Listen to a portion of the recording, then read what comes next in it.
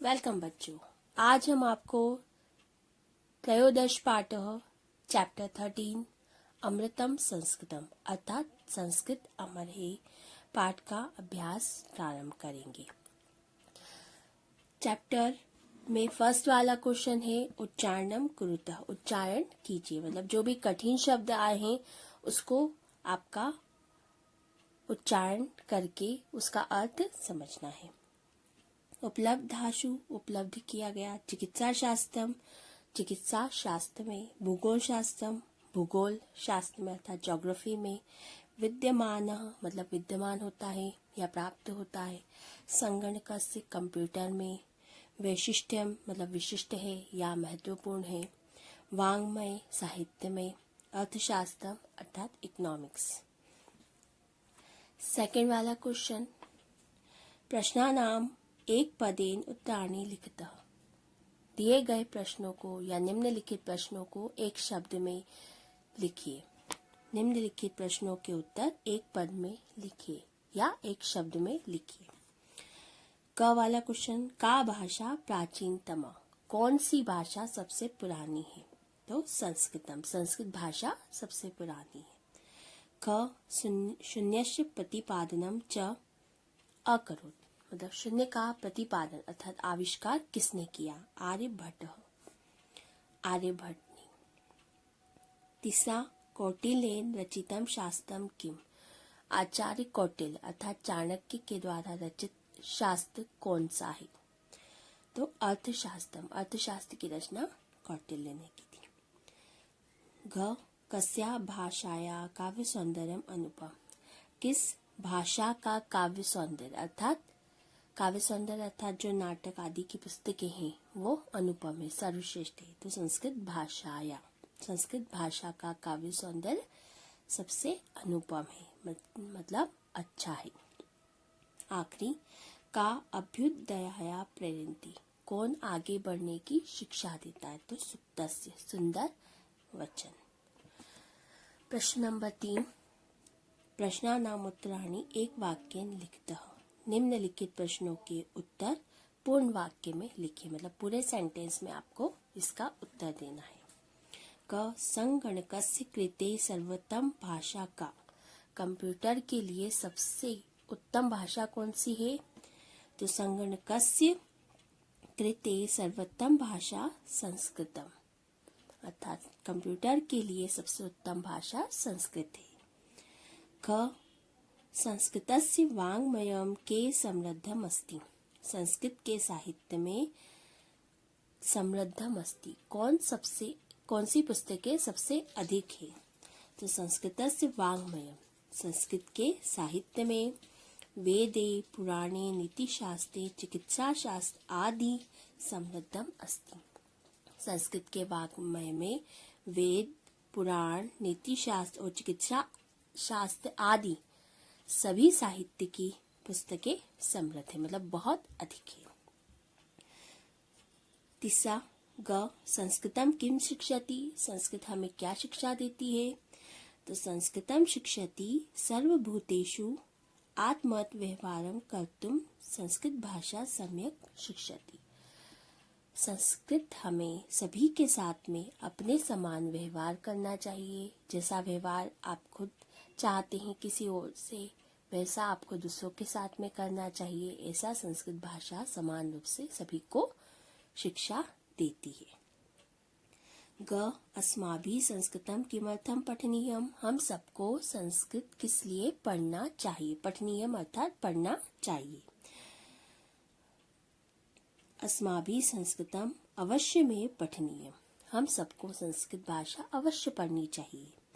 तेन समाजस्य परिष्कारः अस्ति, जिससे कि हम अपने समाज से, अपने पुराने लोगों से, हमारी पुरानी संस्कृति से कभी भी अलग ना हो, इसलिए हमें संस्कृत भाषा का अध्ययन हमेशा करना चाहिए।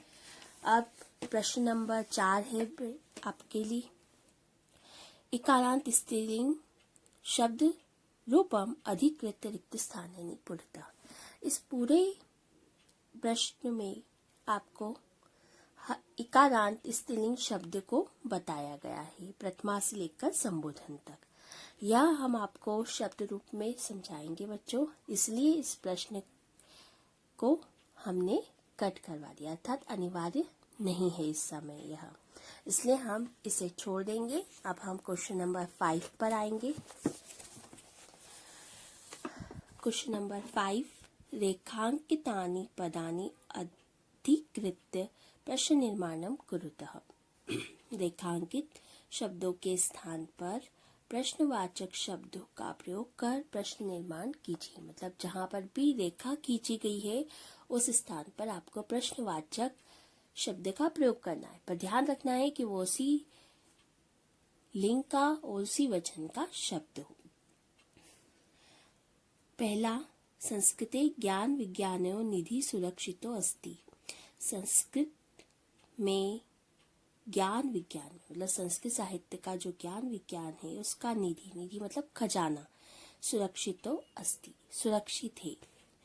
तो आएगा संस्कृते ज्ञान विज्ञाने का, निधि शब्द स्त्रीलिंग का है, प्रथमा एक वचन का है, जिसमें प्रथमा एक वचन का ही सर्वनाम स्त्रीलिंग का क्या लगेगा, का, सुरक्षितो अस्ति। संस्कृत के ज्ञान विज्ञान में का क्या सुरक्षित है, क्या के अर्थ में क्या शब्द लगाएंगे अपन, का। दूसरा, संस्कृत में संगणकस्य कृते सर्वोत्तम भाषा। संस्कृत के लिए कंप्यूटर, संस्कृत ही कंप्यूटर के लिए, में संस्कृतम एव, एव का अर्थ होता है ही, संस्कृत के लिए ही कंप्यूटर सर्वोत्तम भाषा है। के लिए तो षष्ठी विभक्ति आ गई, कस्या, अस्य आया है ना, तो अस्य की जगह अपन क्या लिखेंगे, कस्य। तो संस्कृत में कस्य कृते सर्वोत्तम भाषा, संस्कृत भाषा किसके लिए सर्वोत्तम भाषा है, मतलब किस कार्य के लिए सर्वोत्तम भाषा है। तीसरा, शैल्य क्रियाया वर्णनम संस्कृत साहित्ये अस्ति। शैल्य क्रिया अर्थात जो अपन सर्जरी करते हैं उसको शैल्य क्रिया कहते हैं चिकित्सा शास्त्र में। वर्णनम संस्कृत साहित्यम अस्ति, संस्कृत साहित्य में है। तो शैल्य क्रियाया वर्णनम कस्मिन, ये सप्तमी विभक्ति एक वचन है, तो इसमें पहला अपन लगाएंगे सप्तमी विभक्ति का, कस्मिन अस्ति, किसमें है, शैल्य क्रिया का वर्णन किसमें है। आखिरी, वरिष्ठान प्रति अस्माभिः प्रिय व्यवहार कर्तव्य। बड़े जनों के प्रति हमारा प्रिय व्यवहार ही होना चाहिए, यही हमारा कर्तव्य है। तो इसमें द्वितीया बहुवचन है, तो इसकी जगह अपन क्या लिखेंगे, कान, किसके प्रति हमारा व्यवहार हमेशा प्रिय होना चाहिए। ठीक है बच्चों, अब अपन क्वेश्चन नंबर 6 करेंगे। उदाहरण अनुसारम पदानाम विभक्ति वचनस्य अस्ति। उदाहरण के अनुसार शब्दों के विभक्ति और वचनों को लिखिए। मतलब आपने को इसकी तालिका की जितने भी शब्द दिए गए हैं उसकी विभक्ति भी बताना है और वचन भी बताना है। जैसे पदानी शब्द है, संस्कृते षष्ठी विभक्ति है, इसमें ते और विसर्ग आया है इसमें, है ना, तो एक वचन। गति स्त्रीलिंग का है तो प्रथमा विभक्ति एक वचन। नीतिम ये भी स्त्रीलिंग का है, द्वितीया विभक्ति, जैसे रामम पढ़ा है वैसे इसका क्या है, नीतिम, द्वितीया विभक्ति एक वचन। सुक्तय, ठीक है, तो प्रथमा विभक्ति बहुवचन, ये उकारांत है इसलिए। शांतया तृतीया विभक्ति एक वचन। प्रीतये चतुर्थी विभक्ति एक वचन। मीतेषु है ना, सप्तमी विभक्ति बहुवचन। अब इसमें आपका आया है यथा योग्यम संयोज्य अस्ति। यथा योग्य शब्दों को मिलाओ। यथा योग्य अर्थात कि जो जिसकी रचना है या जो जिसके का आविष्कारक है या संस्कृत है तो वो किस कार्य के लिए है, सुक्तय है वो किस कार्य के लिए है। तो शब्द इसमें 5 दिए गए हैं।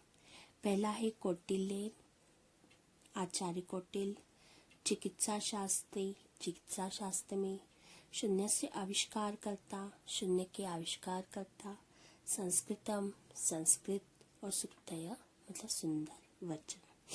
अब अभ्युदय प्रयंती आगे बढ़ने की प्रेरणा देते हैं। ज्ञान विज्ञान पोषकम, ज्ञान विज्ञान का पोषक ही अर्थात उससे का संग्रह है। अर्थशास्त्रम रचितम, अर्थशास्त्र की रचना की गई है। चरक सुश्रुत्यो योगदानम, आचार्य चरक और सुश्रुत का योगदान है।